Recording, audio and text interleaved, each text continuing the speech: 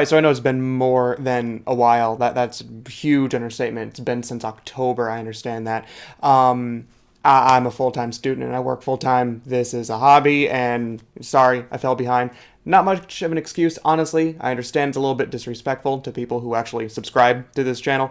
So thank you for sticking with me. But I'm going to be filming several episodes today. I have a day off where I don't really have a whole lot to do. So I'm going to be filming a bunch of episodes today and then edit them as time goes on and release them. So hopefully there won't be this huge gap again.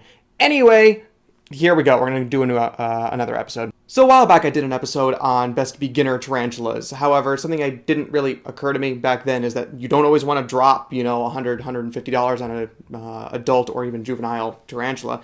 Not ideal for someone that's getting right into the hobby. So when you're shopping for spiders, as I brought up in my value episode, you notice slings are a whole lot cheaper, whole lot less expensive. And for obvious reasons, the person breeding them didn't do a whole lot of investment into raising them, so of course they're going to move for a lot less money. So, that being said, we're going to be going over the best beginner slings.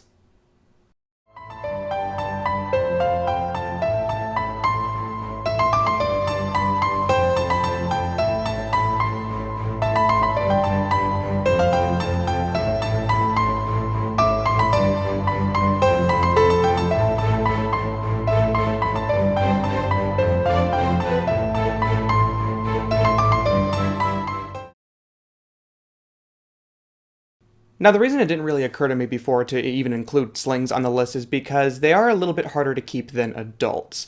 Now, there are hardier slings, but no matter what, slings will never be quite as durable as their adult counterparts. So I kind of narrowed this down a little bit to some slings that are very easy to keep as slings. And even as adults, they still turn into beginner species. Quite a narrow bracket. I didn't have a whole lot to choose from regarding that, so we're going to see how we do here.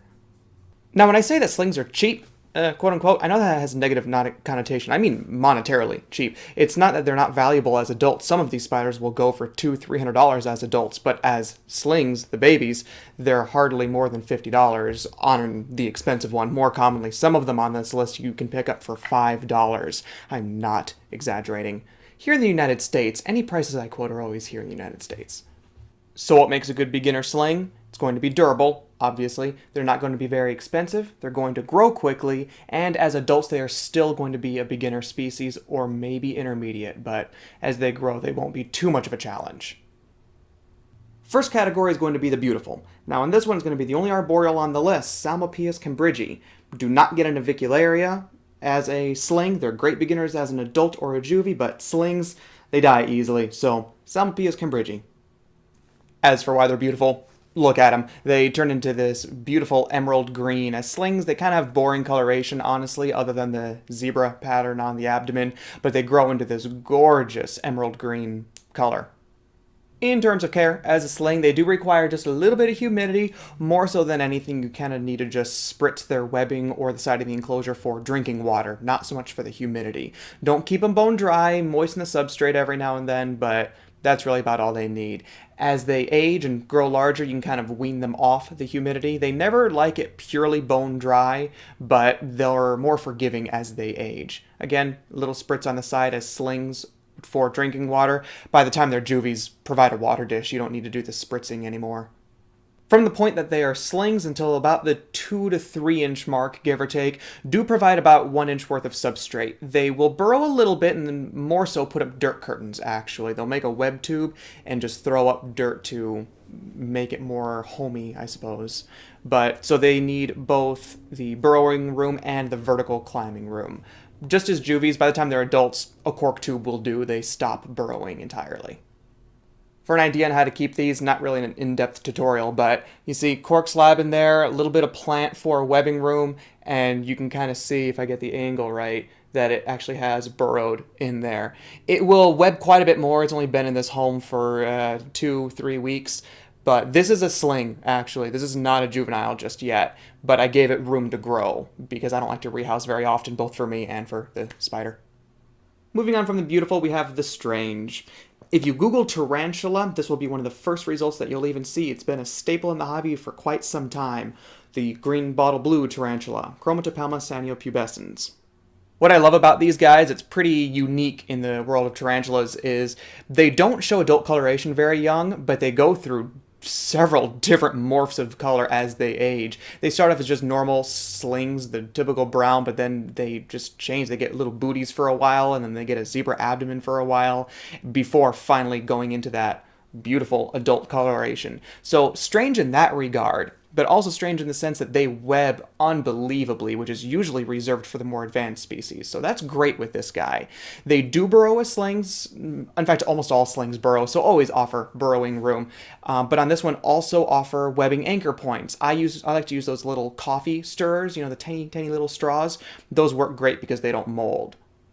So about 1 or 2 inches worth of substrate with those straws stuck in there for webbing anchor points. This species does not need a hide. It will make its own hide. I never provided a hide to mine, and it was perfectly fine. In regards to humidity, it's a pretty dry species. The adults can be kept nearly bone dry. I like to overfill the water dish every now and then. For slings, you're going to hear this a lot. Just spritz the webbing every now and then for drinking water, but it doesn't need a whole lot of humidity. Not bone dry, but you don't need to worry too much about the humidity. These things are some of the best eaters in the entire hobby. They hit like tanks from the time that they are slings all the way up through adulthood. Feed it heavily. It is a very fast grower, so it needs all that food to grow quickly. If you don't feed it, it won't grow. Feed it as much as it'll take. You cannot overfeed a sling. I cannot stress this enough. Webbing anchor points, that's how it's going to feel comfortable. If you just throw in a hide and no webbing anchor points, it'll make do because it doesn't have a choice, but please provide webbing anchor points. That's hard to say. We're now going to move on to the massive Grammostola pulchripes. These guys get very large as adults. Now, they do take a while to mature to get to that 7-8 inches that they're reportedly reaching, but they reach the 4-inch mark fairly quickly, and then they slow down from there. This one is known as the Choco Golden Knee for obvious reasons, but honestly, you're not getting the spider for the colors. In my opinion, they're kind of boring. You're getting it for the size.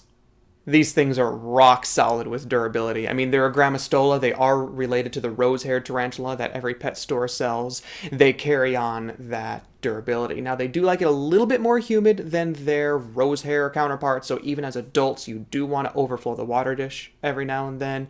The slings, I keep mine pretty much bone dry. I overfill the water dish and spritz the side every now and then, but that's really about it.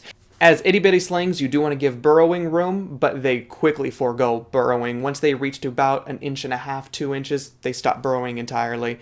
From that point on, just give them a typical terrestrial setup. A hide, a water dish, and that is all.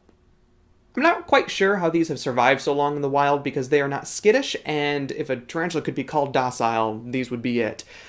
I don't know how they have survived. They're very curious little things. When I take off the lid on mine, almost all of them just come wandering on out, just exploring, very curious. I enjoy these quite a bit. They eat pretty well. I wouldn't say they hit like tanks, like the green bottle blue, but they eat pretty well.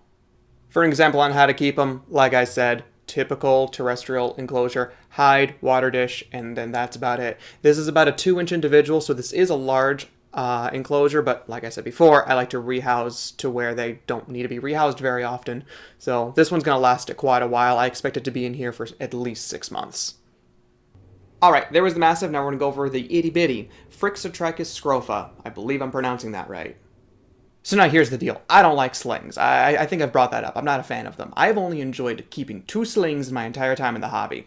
Grammostola pulchripes and this scrofa. I love P. scrofa.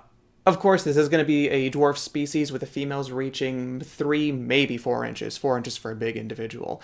Unfortunately, they are a medium rate grower. They seem to hurry up and get to 2 inches and then just slow way down. So a little bit of a downside there, but the good thing is they're hands down the most durable sling on this list.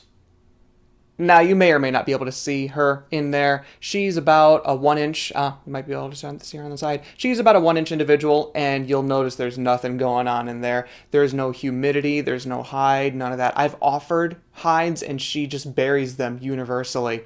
I got a little sick of digging them up, so I stopped providing one. They need 0 humidity. This is the only sling on the list that you want to provide no supplemental humidity. I live in the desert, and this is on dry, bone-dry substrate. The only moisture that I give this thing is for spritzing the side for drinking water.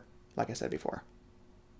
Now, I said before that the green bottle blue hits like a tank. This, I don't know what hits harder than a tank, but it would be this thing. I feed roaches actually larger than the individual, and she takes it down. She wrestles them, gets on her back. It's great. I've never had a denied food outside of pre-molt, so I love this species just because it's great to feed. Yeah, they're little, and I know that's not very exciting for some people, but if you're looking for a feeding response, this guy, hands down. I mentioned earlier in the episode, it's my dog. I mentioned earlier in the episode about adult coloration. So here are some slings that show adult coloration at a very young age, at around 1 inches to 2 inches. The following 3 will be kept nearly identically, all as slings and as adults, so we're only going to cover care once to save myself some time here. We've got Brachypelma vagans, Acanthoscurria geniculata, and Nandu chromatus. They all grow quickly, they all eat like garbage disposals, and they're all very easy to keep. As slings, you want to keep them all on burrowing substrate. They all will burrow, and luckily they will all forego that as they age, at different points, but they'll all give it up. Keep them all on mildly humid substrate. I would let it dry out completely before watering it down again across the board. As adults, the Brachypelma vagans will be completely dry. Nandu chromatus and Acanthoscurria geniculata will both appreciate the humidity. Overflow the water dish, let it dry out, rinse and repeat. Now, there is one aspect of the husbandry that's going to be pretty different for these. For the Brachypelma vagans, they're skittish. Be prepared for that. They never seem to find where their hide is, even as adults. So actually, when I'm doing heavy maintenance, I put mine on the floor with a catch cup nearby, because they do bolt out of the enclosure every now and then.